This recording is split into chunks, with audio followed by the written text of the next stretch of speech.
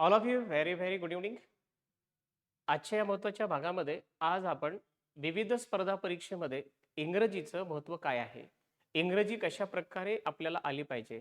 विद्यार्थ्यांना बरंच कन्फ्युजन आहे की काही मुलं घोकंपट्टी करत बसतात, उदाहरणंही पाठ करतात आणि परीक्षेमध्ये मात्र त्यांना अपयश येतं. त्याचं कारण आहे इंग्रजीमध्ये आपल्याला अशा काही गोष्टी माहीत पाहिजेत ज्या दैनंदिन जीवनामध्ये जेव्हा आपण नोकरी शोधण्याचा प्रयत्न करू तेव्हा आपल्याला त्या इंग्रजीची भीती न बाळगता जर तुम्ही तिथे सामोरे गेलात तर 100% तुम्हाला तिथे यश आल्याशिवाय राहणार नाहीये. तर बघा मित्रांनो, उद्याच्या वेगवेगळ्या स्पर्धा परीक्षेमध्ये इंग्रजी हे विषय अवघड का वाटतो आणि तो अवघड विषय सोपा करण्यासाठी ध्या स्पर्धा परीक्षा तुमच्यासाठी खास घेऊन आलेली आहे की हाऊ टू गेट रिझल्ट, निकाल कसा मिळवायचा. या प्रश्नाचं उत्तर तुम्हाला इथे नक्कीच मिळेल. त्या माध्यमातून आजच्या महत्त्वाच्या भागामध्ये आपण काल सांगितलं होतं की टेन्स काय असतो, टाइम एक्सप्रेशन काय असतात. टाइम एक्सप्रेशन माहीत झाले तर लगेच ओळखायचं, इथे काही डोकं लावत बसायचं नाही. इथे इंग्रजी बोलायचा संबंध नाहीये, आपल्याला तिथे बोलायला बोलवलेलं नाहीये.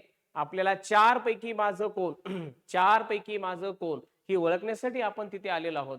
त्यासाठी मित्रांनो आपल्याला काही गोष्टी अशा पाहिजेत ज्या ट्रिक्सद्वारे, ट्रिक्स दिल्याशिवाय पर्याय नाही. कारण बरेच विद्यार्थी मित्र हे मराठी माध्यमचे असल्यामुळे यांना ट्रिक्स असल्याशिवाय पर्याय नाही. बरेच लोक म्हणतात ट्रिक्सची गरज नाही, पण ट्रिक्स कोणाला गरज नाही ज्याला ट्रिक्स ऑलरेडी माहीत आहेत. पण ट्रिक्स माहीतच आहेत हे मात्र विसरू नका. तर आजच्या भागामध्ये काल आपण हॅबिच्युअल ऍक्शनवर बोलत होतो. हॅबिच्युअल ऍक्शन म्हणजे नित्यनेमाने केलेल्या सवयीचं वर्णन, आणि यावर आपण चर्चा करताना तुम्हाला how to use simple present यावर चर्चा केली होती. त्यामध्ये अजून काही भाग महत्वाचा आहे, तो आता आपण सुरुवात करणार आहोत. त्यापूर्वी लक्षात ठेवा, उद्याच्या येणाऱ्या मुख्य परीक्षा त्या सरळ सेवा असतील, मुख्य परीक्षा एसटीआय पीएसआय एएसओ असेल, राज्यसेवा असेल, व्याकरण आल्याशिवाय पर्याय नाही मित्रांनो. व्याकरण येणं गरजेचं आहे आणि व्याकरण आपल्या डोक्यामध्ये जर रुजवायचं असेल तर काही महत्वाच्या ज्या बाबी आहेत ते तुमच्या वहीमध्ये नमूद करा. नक्की तुम्हाला याच्यापासून फायदा झाल्याशिवाय राहणार नाहीये. तर बघा मित्रांनो, आजच्या तासिकेमध्ये आपण शोधणार आहोत की आयोगाच्या पद्धतीनुसार सिंपल प्रेझेंट कसा असतो यावर आपण चर्चा केली. आणि या सिंपल प्रेझेंट मध्ये कशा प्रकारचा फॉर्मॅट असतो यावरही आपण काल चर्चा केली. आणि हे पण सांगितलं की क्रियापदाचं पाचरूप बघा, आपल्याला स्पर्धा परीक्षेमध्ये करा नाहीये, ओळखायचे, आणि ओळखण्यासाठी आपल्याला काहीतरी माहिती पाहिजे. आता मी जर म्हटलं दिलेल्या वाक्यामध्ये क्रियापदाचे पहिलं रूप आहे किंवा पाचवं रूप आहे, तर तुमच्या डोक्यामध्ये कॉन्फिडन्स आला पाहिजे, sir it's identity of simple present tense. हा साधा वर्तमान काळ आहे. साध्या वर्तमान काळामध्ये singular subject, singular verb, plural subject, plural verb, या गोष्टी आल्यानंतर आपल्याला हीच इंग्लिशचं बेस आहे. आणि इंग्लिशचं बेस आल्याशिवाय आपण पुढे उडी मारू शकत नाही. अवघड वाटण्याचं कारण आहे ज्या विद्यार्थ्याचा कॉन्सेप्ट क्लिअर नाहीये, म्हणून त्यांना त्या पुढच्या गोष्टी अवघड वाटतात. आणि हे सोपं करण्यासाठी मित्रांनो ज्या ठरलेल्या गोष्टी मी सांगत आहे त्याचं लक्षपूर्वक ऐका. तर मित्रांनो, सिंपल प्रेझेंट म्हटलं की शॉर्टकट आयडिया सांगतो, V1/V5 म्हणजे जेव्हा दिलेल्या वाक्यामध्ये क्रियापदाचं पहिलं रूप असेल किंवा क्रियापदाचं पाचवं रूप आलं तर त्या वाक्याचा काळ हा सिंपल प्रेझेंट असतो. आणि अशा वाक्याचा उपयोग कसा करायचा हा पुढचा टप्पा राहिला. पहिला टप्पा, मला साधा वर्तमान काळ कळायला पाहिजे, आणि साधा वर्तमान काळ कळाल्याच्या नंतर मला हे कळलं पाहिजे की how to use simple present, यांचा उपयोग कसा करायचा. हे मला कधी कळेल, जेव्हा सिंपल प्रेझेंट कळेल. Are you ready everyone? तर लक्ष द्या, आज आपण अशा काही गोष्टीवर चर्चा करतोय. सिंपल प्रेझेंट म्हटलं की आपल्या डोक्यात आलं V1/V5, V1/V5 पाठच झालं पाहिजे. बघा मित्रांनो, यश नक्की तुम्हाला मिळेल. आता याच्यामध्ये पहिली आपण स्टेप दिली होती, ती म्हणजे नित्यनेमाने केलेली सवय याचं वर्णन करताना. आणि तुम्ही बरेच विद्यार्थी म्हणत असतील, सर ते आम्हाला एवढी इंग्लिश कळत नाही, मग ते आम्ही कसं बघणार. म्हणून तुम्हाला काही मी शब्द राखीव दिले होते. Generally, usually, always, often, sometimes, every day, समस्त जेवढे काही शब्द आहे. मग every Sunday, every year, every Monday, these are all time expressions are used only in simple present. Got it everyone?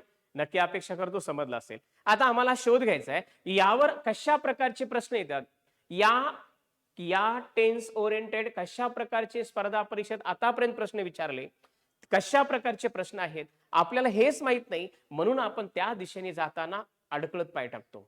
तर बघा मित्रांनो, प्रश्न कसा येतो, फाइंड द एरर. बघा, फाइंड द एरर.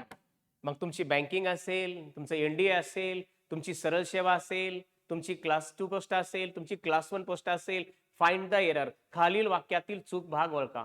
अरे बाबा, चूक कधी कळेल, जेव्हा मला अचूक माहिती आहे. जेव्हा मला अचूकच माहित नाही तर चूक कळेल का? नाही. आता मी इथे सांगितलं, for example, she went to school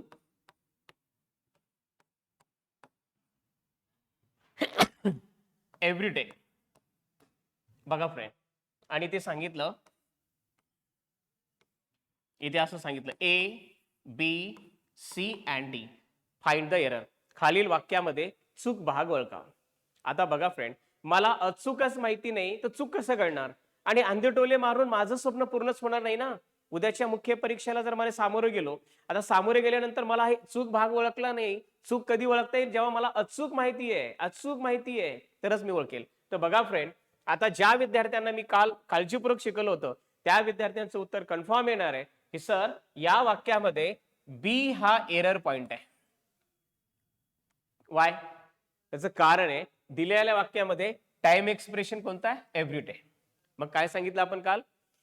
जेव्हा दिलेल्या वाक्यामध्ये generally, usually, always, often, sometimes, everyday समस्त शब्द, या टाइम एक्सप्रेशनचा, या शब्दांचा उपयोग ज्या वाक्यामध्ये झालेला असतो त्या वाक्यामध्ये 12 काळापैकी फक्त एकाच काळाचा उपयोग करावा. तो काळ म्हणजे simple present tense. Got it everyone?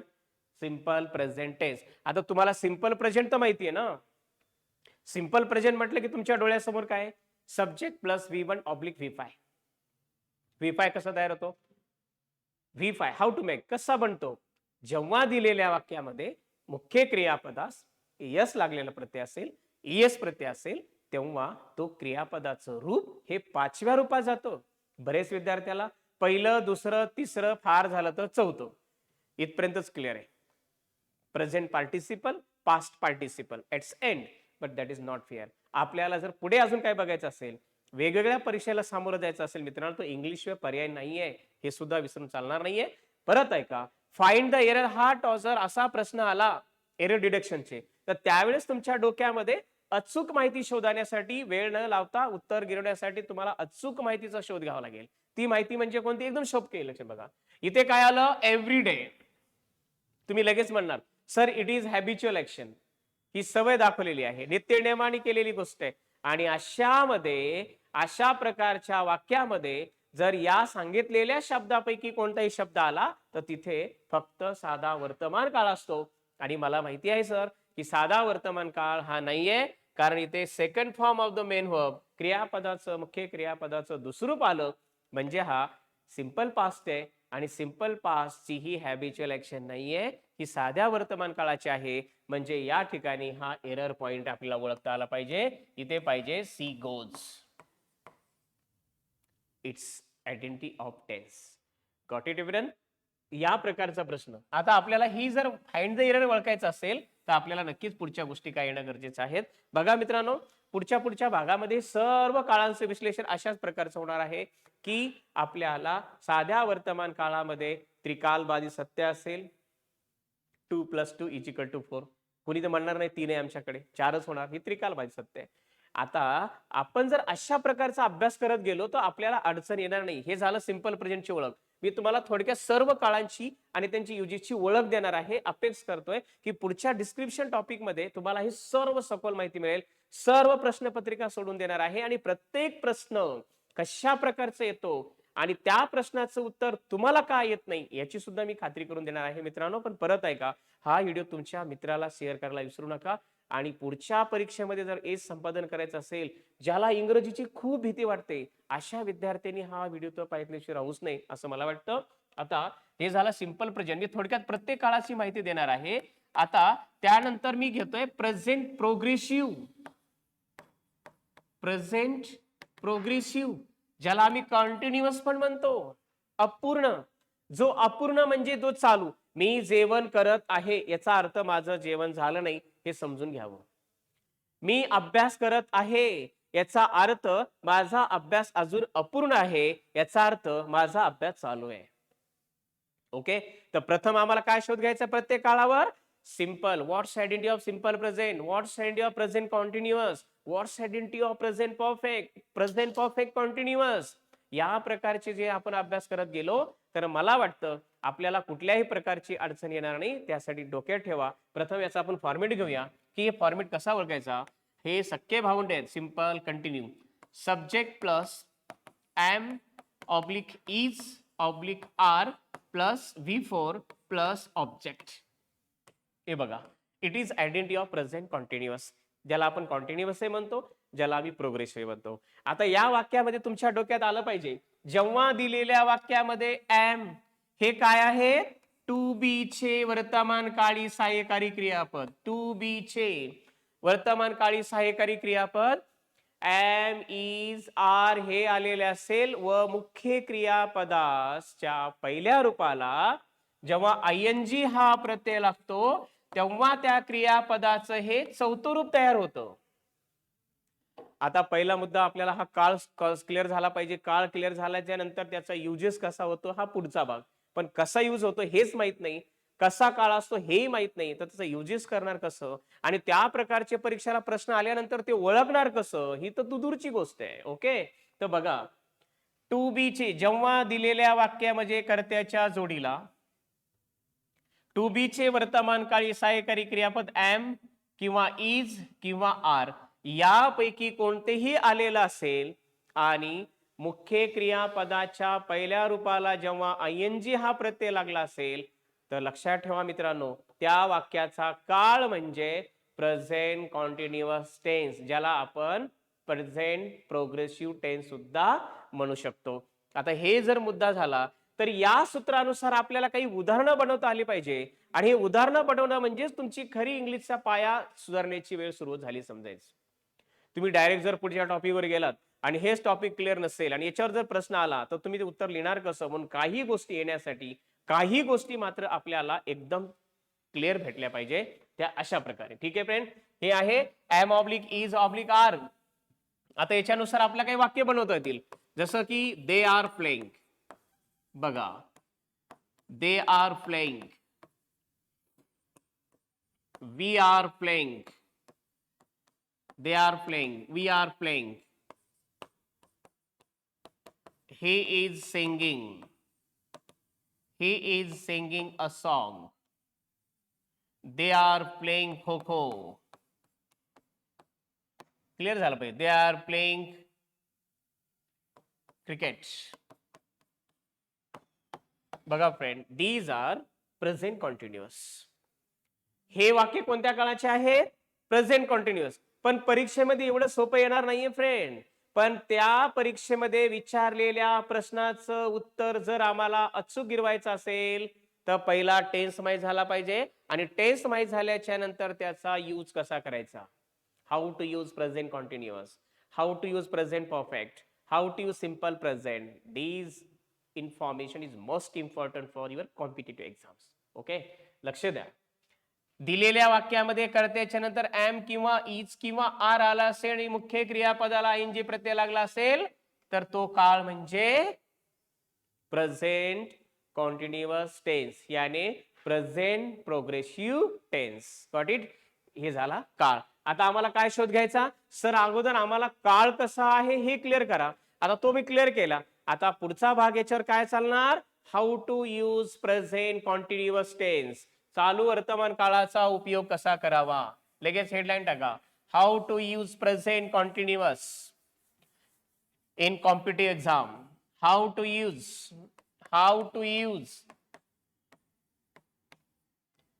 Use present continuous tense. चालू पूर्ण वेगळा आणि चालू पूर्ण वेगळा आणि प्रेझेंट चालू वेगळा. चालू वर्तमान काळ प्रेझेंट कंटिन्युअस टेन्स यांचा उपयोग कसा होतो? तर बघा मित्रांनो, ज्या वेळेस एखादी गोष्ट तुमची कन्फर्म आहे त्यावेळेस चालू वर्तमान काळाचा उपयोग केला जातो. पण हे झाल्या आपल्या मनाच्या गोष्टी. पण परीक्षेला प्रश्न कसा येतो मित्रांनो लक्षात ठेवा. परीक्षेला प्रश्न असा येतो, for example my friend dash dash to college right now. आणि इथे choose the correct appropriate fill in the blanks. इथे प्रश्न येतो, इथे ऑप्शन येतात A B C and D. आता असा प्रश्न जर परीक्षेला आल्यानंतर त्याच्या मनामध्ये प्रश्न येणं साहजिक आहे, sir how to get answer. उत्तर कसं मिळवायचं, या चार पैकी माझं उत्तर कोणतं आहे. मला प्रथम तुम्ही काळाची माहिती द्या, म्हणून मी तुम्हाला काळाची माहिती दिली. जेव्हा दिलेल्या वाक्यामध्ये चालू वर्तमान काळाची ओळख लक्षात ठेवा. टू बी चे वर्तमान काळी सहाय्यकारी क्रियापद एम किंवा इज किंवा आर असेल आणि मुख्य क्रियापदाला आयएनजी प्रत्यय लागला असेल तर तो चालू वर्तमान काळ असतो. आणि चालू वर्तमान काळाचा क्लिअर झाल्यानंतर त्याचा यूज कसा करायचा तर परत ऐका. आयोग कशा प्रकारचे प्रश्न विचारतो, अशा प्रकारचा प्रश्न विचारल्यानंतर इथं वेगवेगळे उत्तर असतात. पहिलं ऑप्शन आहे विल गो, दुसरं ऑप्शन आहे हॅज गॉन, तिसरं ऑप्शन आहे विल बी गोइंग आणि चौथं ऑप्शन आहे नन ऑफ दिस. बघा फ्रेंड, अशा प्रकारचे प्रश्न जेव्हा आले काळाशी रिलेटेड तेव्हा आपल्या डोक्यामध्ये काहीतरी कॉन्फिडन्स पाहिजे, काहीतरी आत्मीयता पाहिजे. अभ्यासाबद्दल इंग्लिशची भीती दूर कधी होईल, जेव्हा तुम्हाला काही बेसिक गोष्टी येणं गरजेच्या आहेत. जर बेसिक गोष्टी गरजे नाही आल्या तर तुम्हाला इंग्लिशचे प्रश्न सुद्धा कळणार नाहीत. फाइंड द एरर डिटेक्शन सारखे प्रश्न येतात आणि या प्रश्नाला सामोरं जायचं असेल तर बेसिक येणं गरजेचं आहे. तर बघा मित्रांनो, या प्रश्नाचं उत्तर इथे विल गोई चालत नाही, इथं विल बी गोईंग चालत नाही, हॅज गॉन चालत नाही, याचं उत्तर नन ऑफ दिस आहे. तुम्हाला प्रश्न पडला असेल सर इथे विल गो का नाही, इथे विल बी गोईंग का नाही, इथे हॅज गॉन का नाही, इथे नन ऑफ दिस का, कारण नो लिसन दॅट रूल आहे. कोणते रूल आहे बघा. जेव्हा दिलेल्या वाक्यामध्ये now, right now, at the present moment, today this evening या प्रकारचे कोणतेही शब्द वाक्यामध्ये जर आलेले असतील तर तेव्हा हे समजून घ्यायचं आपल्या भाषेमध्ये की या ठिकाणी फिक्स्ड ऍक्शन दाखवण्यासाठी या शब्दांचा उपयोग होतो. आणि या शब्दांचा उपयोग झालेला असेल तर या चार ऑप्शन पैकी, या 12 काळापैकी फक्त एकाच काळाचा उपयोग होतो, ज्या काळाचं नाव आहे present continuous tense. Got it everyone? परत सांगतो.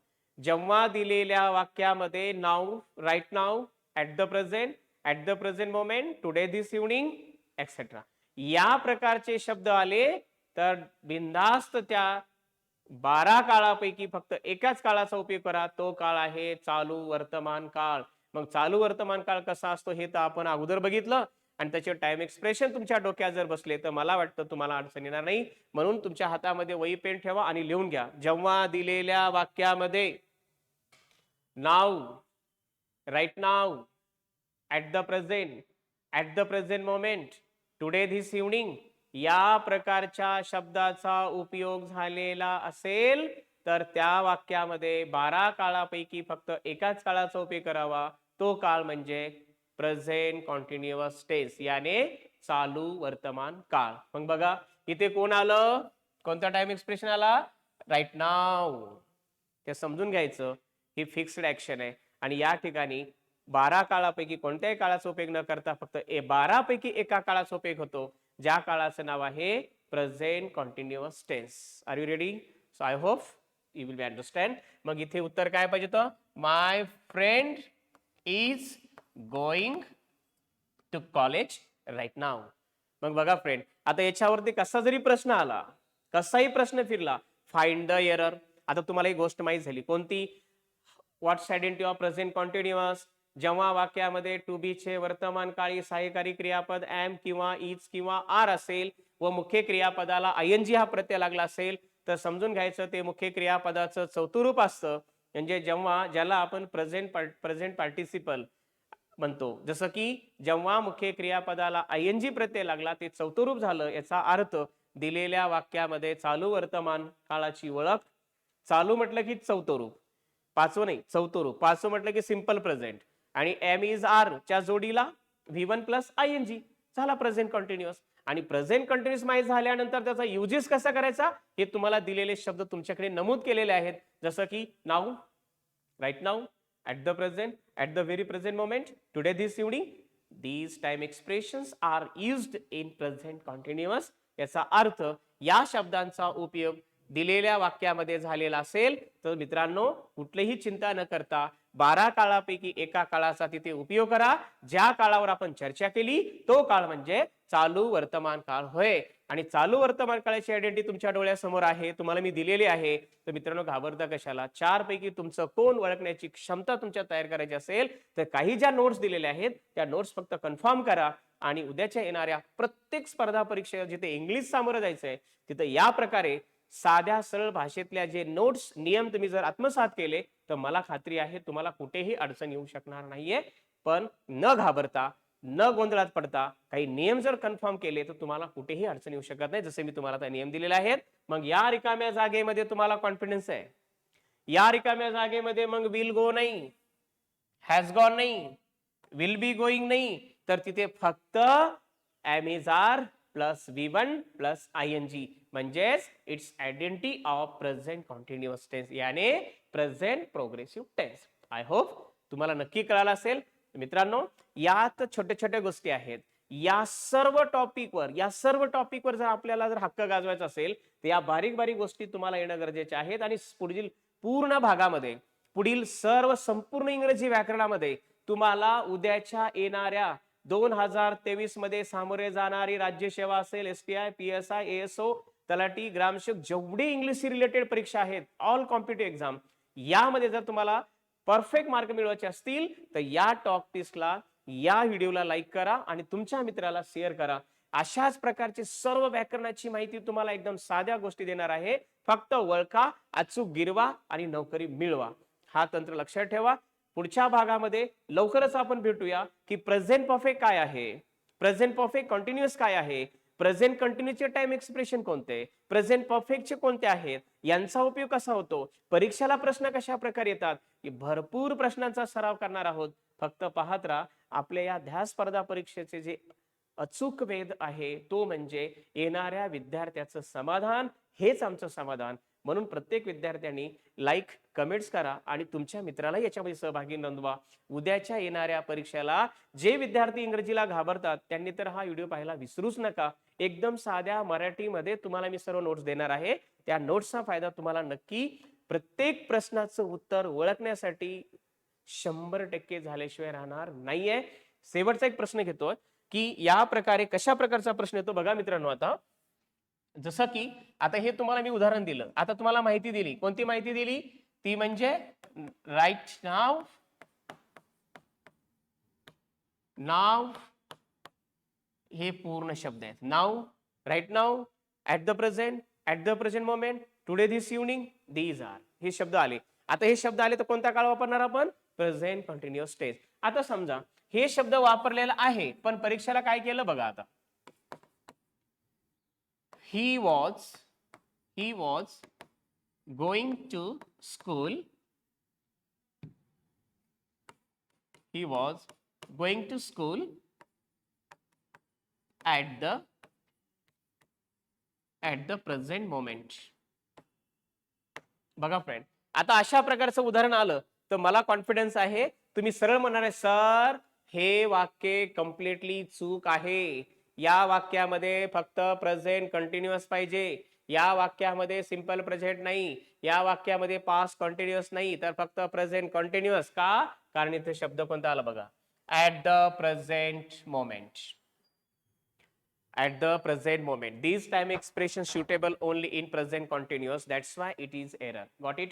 आता मला सांगा, आता मी जर म्हटलं या ठिकाणी मी काय केलं, A was going, B, C and D.